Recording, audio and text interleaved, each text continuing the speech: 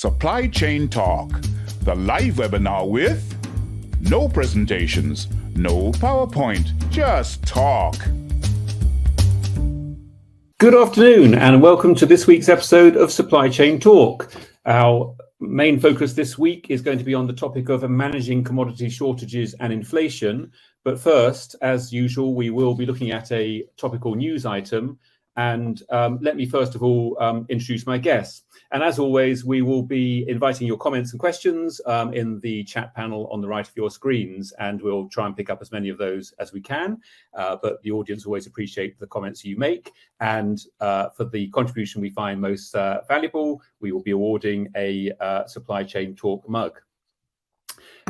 So let me bring on my first guest, who is Maitham Al-Karula, a familiar guest on the panel. And Maitham works as VP of Procurement and Business Support for OSN, which is a pay TV operator based in Dubai with customers across the Middle East and North Africa region.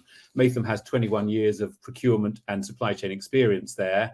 And in addition to his procurement and supply chain functions, he's also managed field services and facilities, as well as content protection teams through his career. Our second guest is Ahmed Al-Deeb, who is B2B sales manager at United Oil Processing and Packaging based in Cairo. Ahmed has 16 years experience as a supply chain and sales professional across Egypt and the MENA region, and he's driving the industrial and food service sales operations for United Oils for processing and packaging.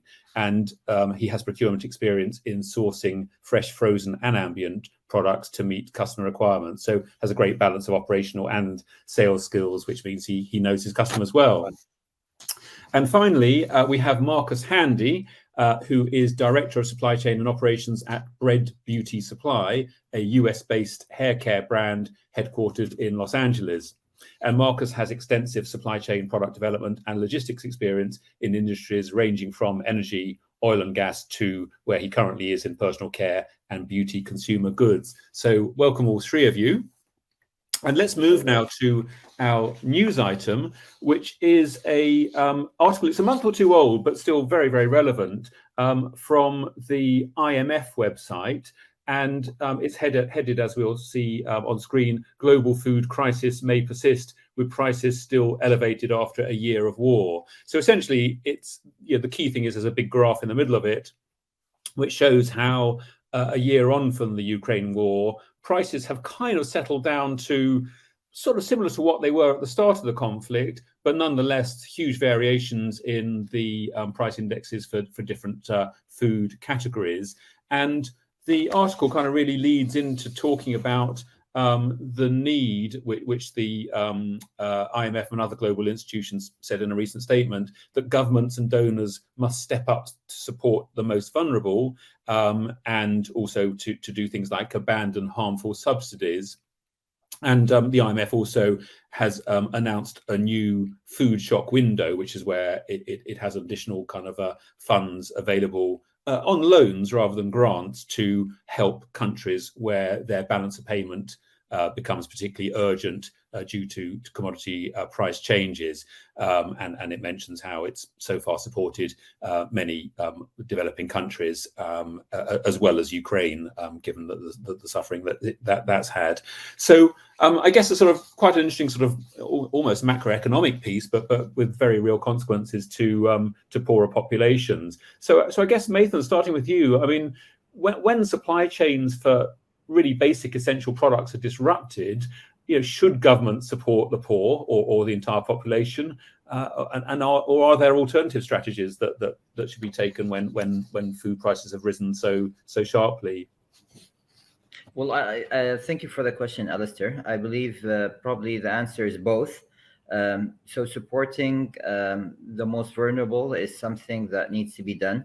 Otherwise, you end up with social insecurity, you end up with malnutrition, and at the end of the day, the governments will have to pay more on the health sector and the security sector if they don't obviously provide this support. However, a blanket subsidy might not be the best option, because that subsidy will benefit higher income segments that might not need it. So I think it's important to have it focus on the segment that require it.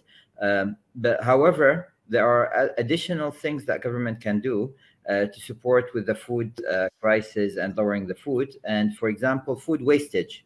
I was reading yesterday an article that mentions that about 30% of the food produced goes wasted due to various steps in the supply chain. So about 61% of the wastage is at household level, about 26% at the food services, restaurant, and food factories, and about 13 at the retail. So these are quite significant percentages, and obviously they impact the food going wasted. So I think both subsidizing, but also making sure that we lower the wastage is probably the way to go.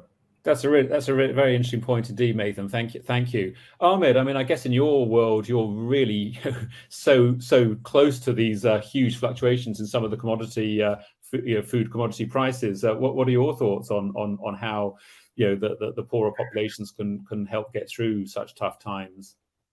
Well, there is a couple of things that we need to talk about first. You have the political threats, and we do have which are the Russia-Ukraine war, the Syria, Sudan, global politics, alliances. Each country is serving and is looking for its best interest in terms of who they're gonna buy which commodities from. They can be friends today, they can be enemies tomorrow. It depends on the commodity. They can be together in buying grain. For example, China is buying grain or wheat from Russia and petroleum. Tomorrow, Saudi Arabia is not in agreement with Russia over the oil prices, and who's fighting to sell more to China. So basically, what happens is the government is running around trying to find what's best for its people. That's number one. Number two is the priority of spending. We're looking at spending on, the plan in Egypt for the past 8 years with the new president and all has been more towards the infrastructure and roads and the new capital, instead of finding ways to maybe invest more of the external funds that are coming in and trying to stabilize the economy more. We do have subsidy program in Egypt, which is very strong. However, it backfires on us. They keep on subsidizing, and the subsidies go the same towards the rich, and the poor are getting the same subsidy. Other countries do have subsidy programs depending on the person's income, depending on the person's social standard. So basically, the planning, if the government is at this point in time, if the government is not from a economics investor or investment experienced government, and they come from different backgrounds, they make decisions that are currently not in the best interest of helping the poor. We keep on discovering new commodity in Egypt, for example, gas, natural gas. However, its prices are booming. The price keeps on increasing. We should have excess supply. We should have, the price should go down. No, the prices are increasing. So what I'm saying is that we are currently experiencing a problem of misplanning, which is not helping the poor at all. The rich are surviving, the poor are not. Yeah, no, thank you.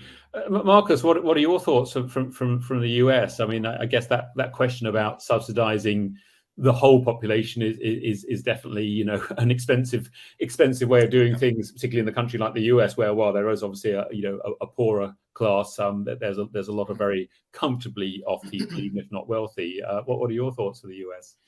Yeah, absolutely. I mean, both of what you guys said definitely resonates with me, even in the US. And I think especially through the pandemic, the disparity of wealth is far more apparent now, or it should be, to the population than it was even before the pandemic. I used to volunteer with people experiencing homelessness for years, and that was pre-pandemic and during the pandemic. And I think just even from a supply chain, aspect, I've worked for companies that produce baby care products and diapers and things like that.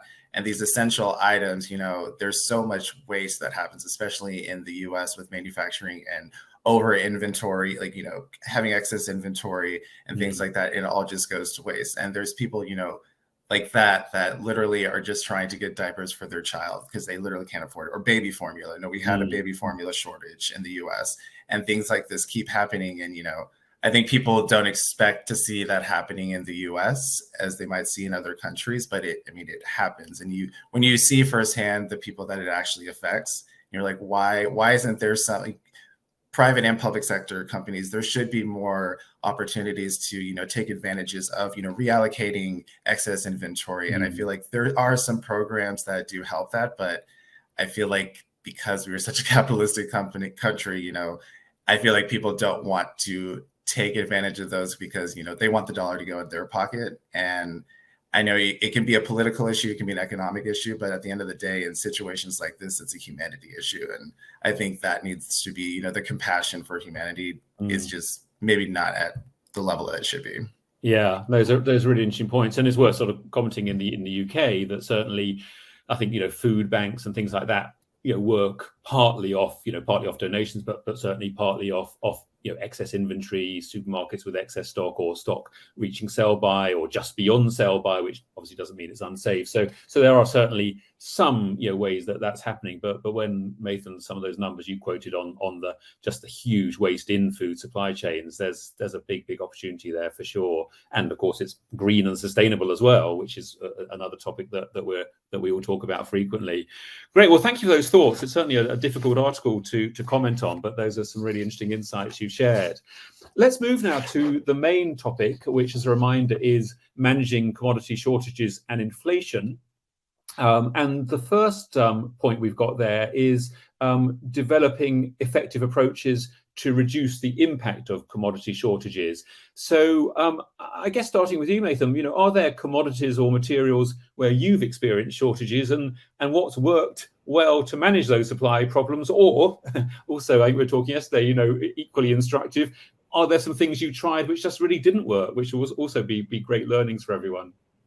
Alistair, I will speak about the chipsets and the electronic shortages. So in the car industry, for example, you've seen that a lot of models that came in 2000 and 2020 and 2021 and 2022 had less features on the mid-range cars. And the only reason why that happened is because of this chipset shortage. So you might find a mid-range 2019 model that has additional features that you can find in a newer 2021 model, where they kept those features only onto the high-end cars. Speaking of electronic equipment, another initiative that some businesses took is refurbishment, recycling. It's good for the environment, but it's also good to refurbish, the electronic equipment and keep it live and operational for a longer period of time. And that way you were able to mitigate some of those shortages as well.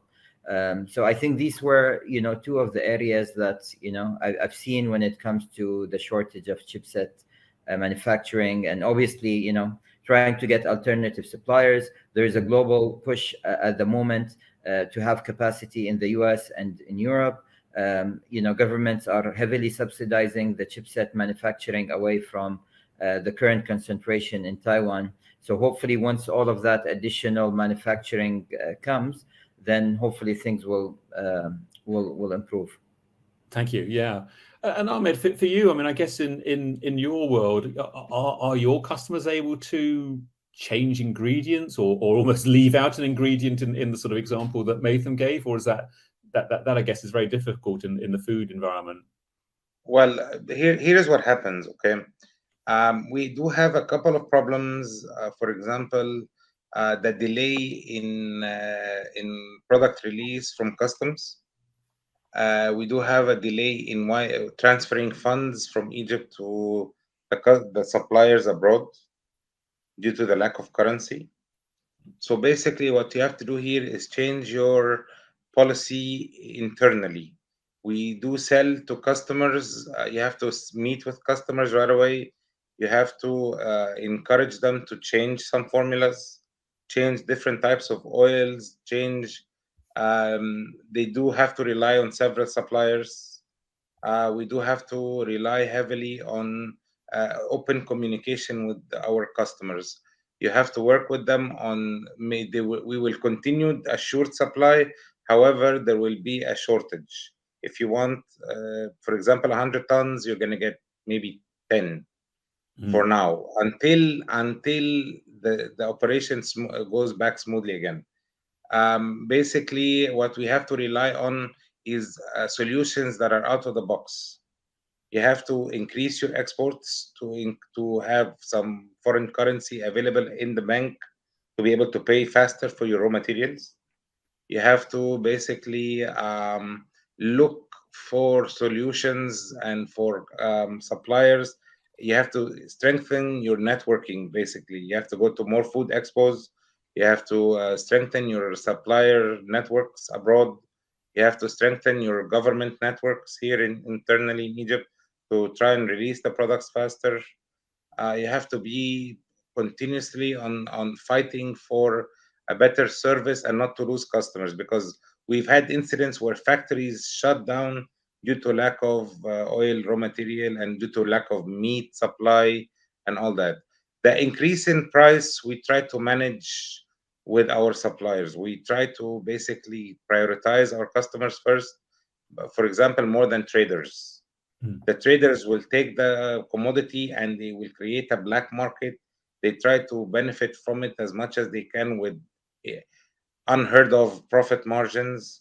So we try to basically supply our key customers, and we try to fight the black market. We try to fight the unethical practices in the market, so that we can at least maintain supply until our products are able to flow in more smoothly.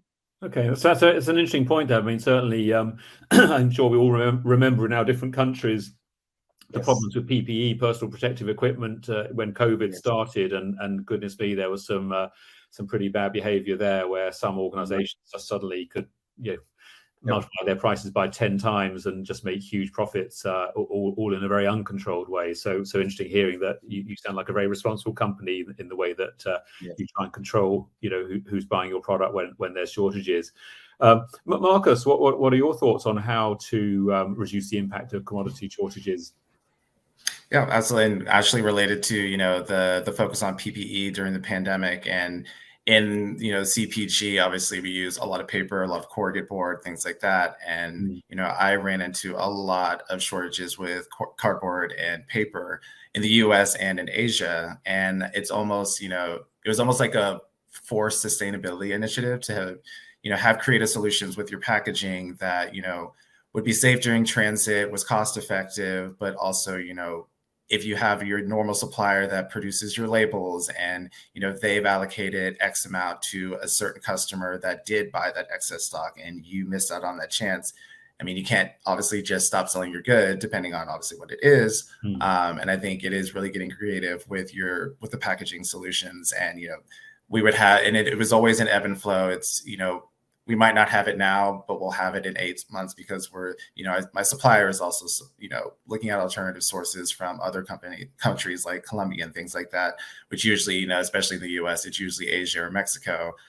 So I think it's creative solutions that don't affect the consumer experience, but also, doesn't hit you at the bottom line as much, and you're able to still, have that inventory that you need. Yeah, that's an interesting point you make then about sort of, when products in short demand that you kind of, and you were saying, how you missed out on getting some, or because you weren't aware of it or whatever. And I guess that leaves that, the classic problem where if there's a bit of a shortage, if you're not careful, all the customers start saying, okay, I'm going to order twice as much as I normally need because I expect to be scaled back. And then that makes the shortage even more acute, because everyone's asking for more and more. So, which leads nicely to the sort of second point, which is about improving long-term planning and getting reliable allocations from your suppliers. So I guess here, Mathan, do you work with some of your key suppliers to reserve stock or reserve manufacturing capacity, and in the case of manufacturing capacity, maybe confirming later on just what you want manufactured, as long as you've got the sort of the slots booked. Is that something that you can do in your world? Yes, I mean, that's definitely quite important, not only from a supply perspective, but also from a cost perspective. What we've seen is, because the market is so volatile, probably, the supplier can guarantee the price only for a few days. And if you don't place your order in advance, then the price can fluctuate quite significantly. I think it's important to have a heat map of all of the tier 1, tier 2, and tier 3 suppliers. As we know, currently, manufacturing has become quite complex, where you have hundreds, if not thousands or tens of thousands of components that goes into the production of one product. And if you're missing few components, then obviously you can't start your production line, and you can't produce the product. So I think it's very important to identify those critical components and secure them. And in some cases, you might end up having some buffer stock at the manufacturing site, just to ensure that when you're ready to go with the production, you have all the components available. Okay, so buffer stock is certainly one way of managing things. Ahmed, I mean, I guess you're more almost at the supply end, but do you reserve stock with some of your key suppliers, or do you allow some of your customers to reserve stock or get stock allocated in advance? It has two sides to it. We are always we have our own forecast with the customer.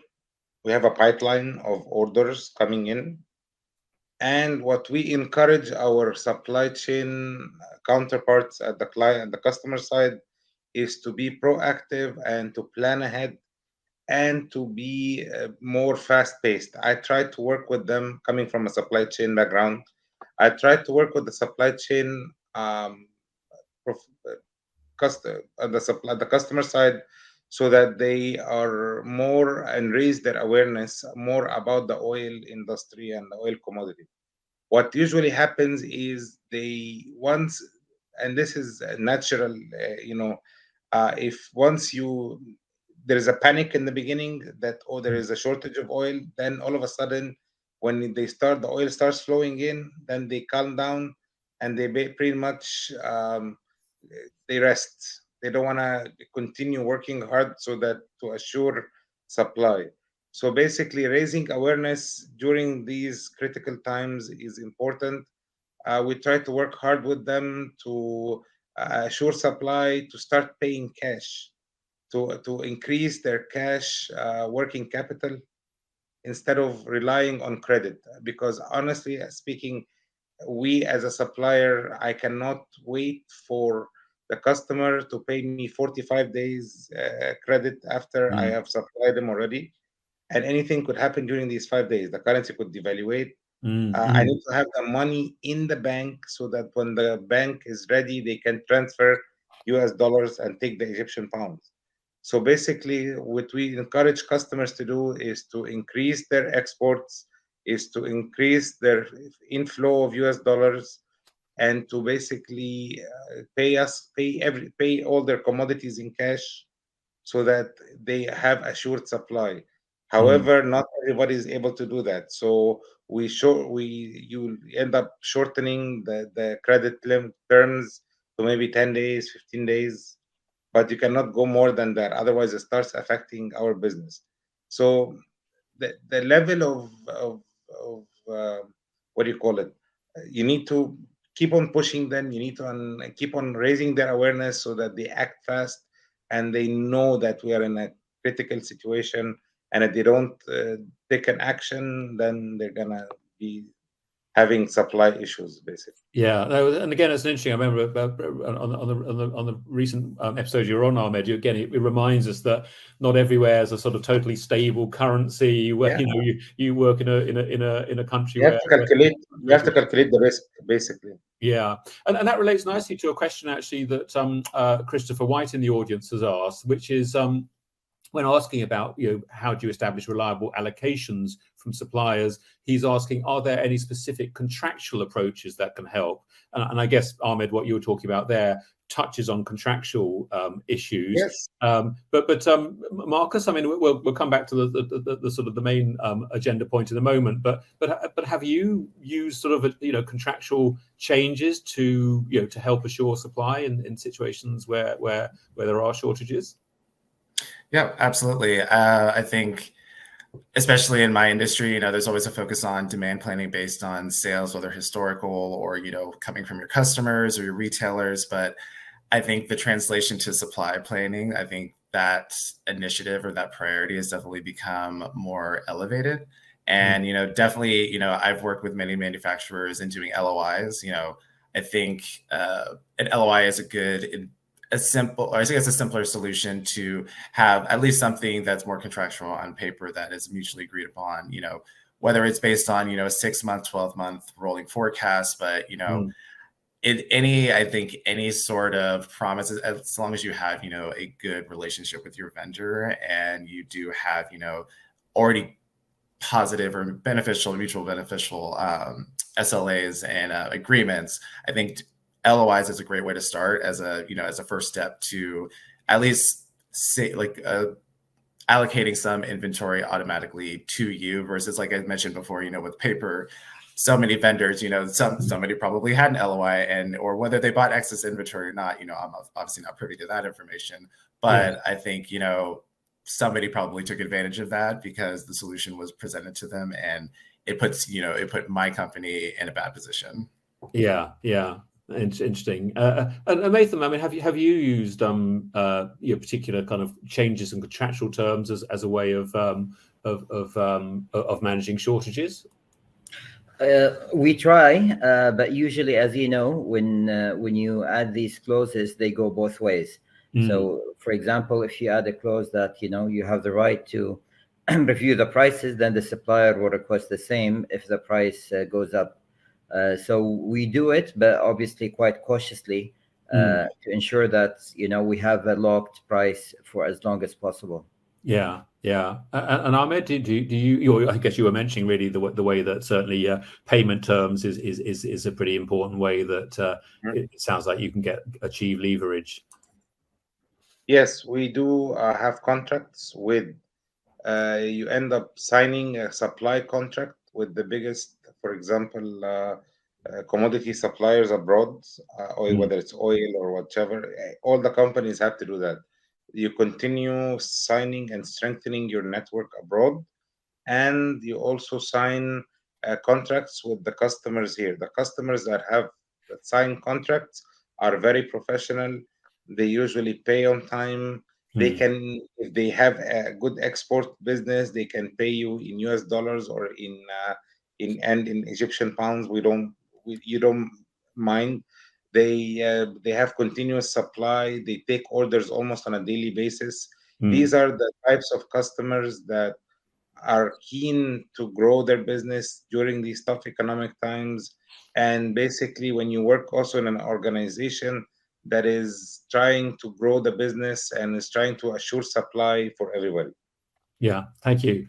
And actually, I'll just share, and certainly one thing I've seen occasionally in my experience is having contracts where there may be a discount for regular customer supplier relationship for sticking to a forecast. So they would a 1-month forecast, a 3-month forecast, and if within 5 or 10% of that, there's a discount. If you start straying out of it, then obviously it's tougher for the supplier and disrupts them. So yeah, there's lots of interesting examples. Marcus, I don't think I gave you a particular chance to sort of talk about your experience in reserving stock and at your key suppliers, which I think you mentioned is something you do.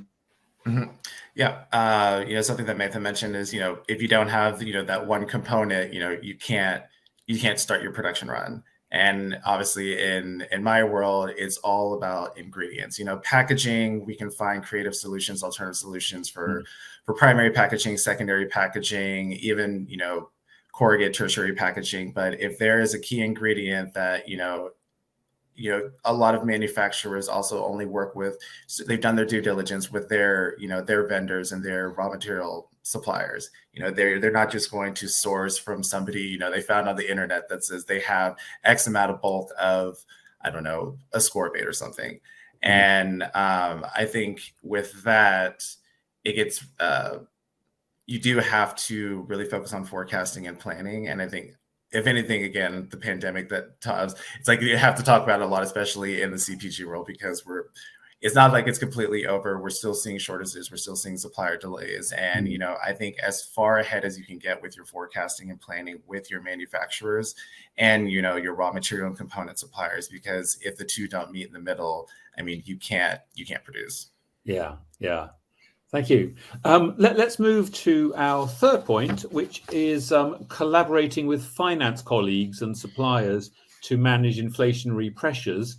So I guess here it's all that question about, you know, if there's inflationary pressures as a customer, you probably want to buy ahead and you want to maybe buy several months worth of inventory, but then your finance department might say, hey, that's not very nice for our cash flow, and you can't do it. So Matham, you know, do you get involved in pretty big advance buys ahead of, you know, if you're anticipating inflation, or indeed if a supplier has given you advance notice of a price rise?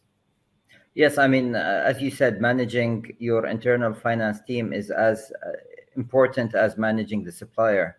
The health of the supplier is as important as the health of your own organization, because they are an extension of your own organization, and without those supplies you wouldn't be able to keep your market share and you know, grow. So I think, you know, money has a cost, and by delaying the payments, the supplier will incur additional costs that eventually they will pass on to you directly or indirectly. So I think, you know, it's important to stick to the payment terms, pay on time, support your suppliers during these, you know, cash tight, you know, periods, to ensure that you get the most optimal prices. And I think what's important is also creating the reputation, because it's a small industry. At the end of the day, suppliers will know that you tend to delay payments, and then even if you deal with a new supplier, they will factor that in the price they will quote for you. Yeah, that's an interesting point. I mean, I think I'm sure we all know that in the audience as well, that everyone knows everyone in the industry you're in, and so you're right. If your behaviour isn't great, it can backfire on you. Ahmed, do you get involved in pretty big advance buys if you think it's the right thing to do? I used to when I was working in supply chain for one of the big restaurant chains in Egypt. I used to purchase, in particular, the oil, and it's important to know when to take position and when to buy. And this we do, and we rely heavily on our oil supplier. The philosophy of being able to hedge, of knowing when to buy, when the market is up, when the market is down, when to take position, is very important, and could be critical to your profitability or to generating losses, because you have to have the pricing protocol in place. You need to know how to calculate the final product cost, what the market price is. So is this a good way to buy, or will I be losing money? Will I be making some profit? And will my customers accept these prices or not? Especially during the times when the currency is fluctuating. I mean, and there is a black market for currency as well.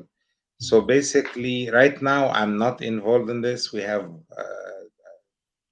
the top management who are more familiar with the oil market abroad, and they know much more about sourcing the raw material. However, we encourage our customers who to take position. We sign a contract with them, and they pay on time. We supply every day. We assure their quantities are on hand, and we assure delivery on time. It's a really a matter of, and we continue have a continuous flow of product coming in. Yeah, thank you. Marcus, how about you? Do you get involved in some pretty big advance buys if you can see a price rise coming? Unfortunately, not in my experience, especially in the beauty industry. I've typically worked for smaller companies and startups. Before I worked in energy and oil and gas, yes, of course we did. I worked for a huge global corporation, but when you're working for a smaller company, you don't have the cash flow. You have investors, watching how you're spending, how you're budgeting. We don't have the luxury to buy excess inventory and do those advanced buys. So I say it is really, it's really important to have that good relationship with your vendor and your finance department, because, you need to identify, especially your key suppliers as well. Having, just paying your vendors on time, it is an issue. I see it happen all the time. And as you mentioned, people think, oh yeah, this is $1 billion industry, but it is a small world, and people know each other. When you've worked in this industry for a few years, you start to meet the same people who work with the same manufacturers, and they know, if certain brands have a good relationship with the vendor and they pay them on time, they're forecasting, they're planning, and the ones that aren't. And and you tarnish those relationships, especially with your key suppliers that actually manufacture, let's say, one of your hero SKUs. If you tarnish that relationship and you have a small team, you don't have the bandwidth necessarily to be, out like sourcing new suppliers and alternative suppliers, especially when it's such a key product, to your assortment. So yeah, I think really the relationship management is so key, and, having that visibility and not creating silos between finance. And I think oftentimes you have to get almost buy-in from your finance team to understand like the importance of, I get it, there is a cash flow issue, but there has to be some give and take and some compromise, because if you stop operations and you're not producing your product, you're not making revenue. Yeah, no, very true. And of course, the other aspect, of those advanced buys is just the physical space that product takes up. I mean, I guess if it's chipsets, it's not going to be such a problem. But I've been involved in building materials, and a supplier announces a 10% increase is coming in on January the 1st. So kind of during December, you just want to fill your boots and absolutely get as much product as you can in. But physically, it's bulky stuff, and where can you store it? So it is always a real balancing act to make the most of those advanced buys, physically and financially. That there's challenges. So a final sort of perhaps question is just related to sort of managing commodity shortages. I think one or two of the audience touched on it earlier in some comments. Is nearshoring or reshoring an answer? I mean, I guess it's just so long term that it's a big strategic, direction for the company to start changing things. Or, in the case of commodities, do you start saying, okay, we're gonna, you can't exactly start up your own chip manufacturing company, but in other places you might say we're going to do our own farming or whatever, and acquire farms so we can actually provide some key food materials ourselves. So Matham, is that something you've been involved in ever, to be thinking, the market's getting unreliable? Are there parts of the supply chain we can sort of take more control of? Yeah, I think it relies on the commodity that we're talking about. So, for example, if you're talking about electronics, then probably nearshoring in the short term will be more expensive, because currently you have everything consolidated in one geographical area. You're benefiting from, the volume discounts. You're benefiting from an easier logistical distribution and so on. However, if you're talking, for example, about the food industry and having more greenhouses, which is something a lot of countries have done since COVID because of food security, then maybe that's something that will be quite beneficial from a cost perspective in the long run, especially if you combine that with the latest technology in irrigation and the more efficient way of producing the crops. I mean, we started seeing strawberries being produced in Arabia, for example, Really? which is something that you don't usually associate with this region. No. Yeah. And interesting, and when you do that, as you say, you might be thinking that's crazy, it must cost a fortune, but actually the water can be efficient. There's no transport cost. There's, as you on your earlier point, you're not going to get the huge wastage as you transport strawberries thousands of miles. So there's a lot of factors in those decisions which can be surprising. Ahmed, in your world, have you sometimes thought about vertical integration more, or other ways to take more control of the supply chain? It happens. However, basically, a couple of things. Number one is, yes, the vertical integration is there. However, it doesn't necessarily. Sometimes it's successful, sometimes not, because when you do, for example, acquire or build another factory to assure supply of a component that goes into your own product, you must sell. I mean, you're going to be, yes, consuming some of it, but however, you have to find the market need for it and sell it to others, which there might be a need for it. You have to continue export. You have to put a lot of effort in it. So if it's required and the feasibility study and there's a market need for it, we definitely it's worth exploring. What I also want to say is the product portfolio that you do have on hand and you're currently producing. Some people try to diversify their product portfolio in order to rely less on foreign currency based raw materials, and they look for localizing products that don't have a foreign currency component. For example, like agriculture, like local production of food processing items, more distribution of more of a private label products that like biscuits, like chocolates, like things that are easy to distribute and make some profit on, to at least to assure that your operations don't stop and that you have continuous cash flow, just in case your imported raw materials or your imported products don't arrive on time. Yeah. So people just try to diversify their products. Yeah, it's a really interesting strategy.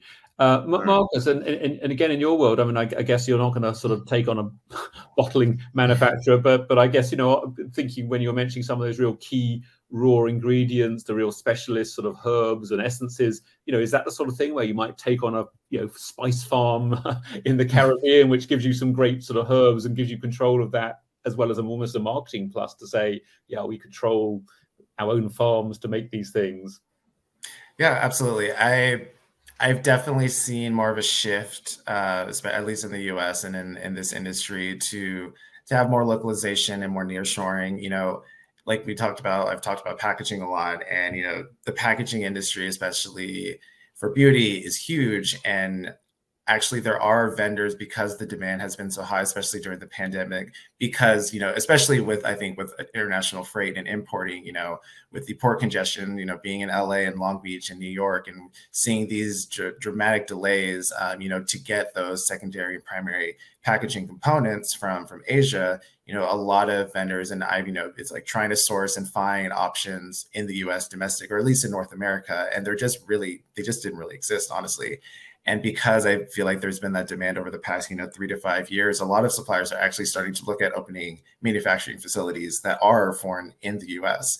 And so I think, obviously it's beginning stages for that, but I think because there is that demand, and, God forbid something like this happens again, and we do, it probably will happen again. We have to be more prepared, and, skincare and makeup, those are not necessarily basic essentials, but things like, baby items and things like that, those are, and, there's always a packaging component to it. And we have to be able to, to have alternative sources outside of, yes, it might be less expensive to buy, PCR bottles in China, but if you can't get it through the port, it's a moot point at that.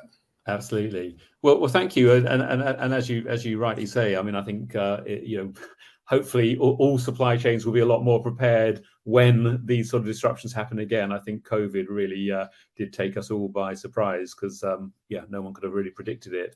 Well, so thank you all three of you for some fantastic insights there in what is a sort of challenging topic, and I hope that the audience has found some great pointers there. In terms of the Supply Chain Talk mug, thank you, Christopher White. So you had some great questions there. So Christopher White, a Supply Chain Talk mug will be on its way to you. Our next topic is at the same time, 4 p.m. British Summer Time, next week on the 5th of June, next Wednesday. And the topic is building climate resilient supply chains with climate intelligence. So some really interesting way of looking at climate resilient supply chains next week at 4 p.m. on the 5th of June. So it just remains for me to thank my three panelists: Maytham Al-Karula, VP of Procurement and Business Support at OSN; Ahmed Eldib, B2B Sales Manager at United Oil Processing and Packaging. And finally, Marcus Handy, Director of Supply Chain and Operations at Bread Beauty Supply. So thank you all three of you for some really great insights shared with us. And thank you, audience, for your comments and attention, and look forward to seeing you at the next episode. Goodbye.